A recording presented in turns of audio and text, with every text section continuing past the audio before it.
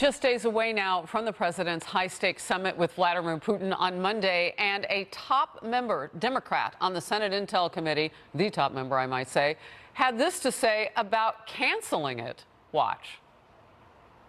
He should not meet with Vladimir Putin one-on-one. There needs to be other Americans in the room to make sure we know what really happens.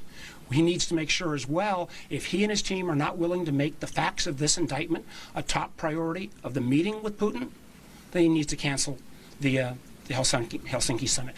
That was about 9 minutes ago. Our crews captured it as it was happening. Let's bring back the power panel now, if we can. Penny Lee, Kayleigh McEnany. Penny, I'll start with you. Democrats saying call the whole thing off. We just talked about polling. Americans want to see it happen, although they may not think that the president's been tough enough on Vladimir Putin. They want to see forward movement. Why call it off? I actually agree with Senator Warren. What he was saying was that it still should go on, but with other people in the room. What we have seen from President Trump is that, just for example, on the recent interview with Sun newspapers, is that he denied things that was said actually on the record. So it is important to have other people in the room to make sure that we understand what was fully being communicated, what Putin actually said as well. So if it's going to be a one-on-one, so I do think we should have it should still continue. If it's going to be a one-on-one, and it looks like the White House isn't going to bend because of what Mark Warner says, Kayleigh, I guess they would want to see it called off, but why now? I mean, you've got now an indictment count against Russia for meddling. I mean, you've got forward movement in this case. It gives the president even more ground, to talk with Putin about what happened.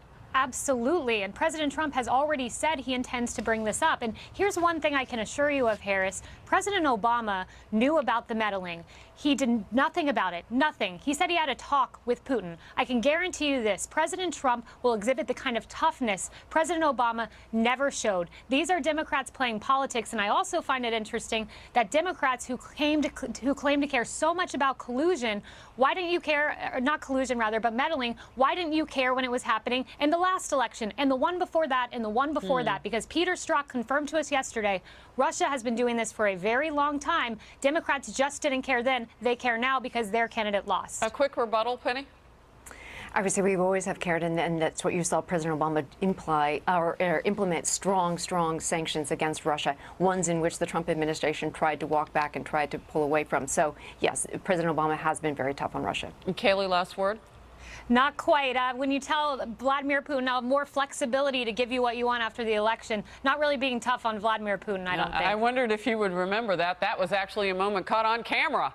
Yes. Okay, ladies, thank you very much. Have a wonderful weekend. As we head into the commercial break, go to foxnews.com. You can read the entire Deputy AG Rosenstein's indictment. 12 Russians on the line. Stay close.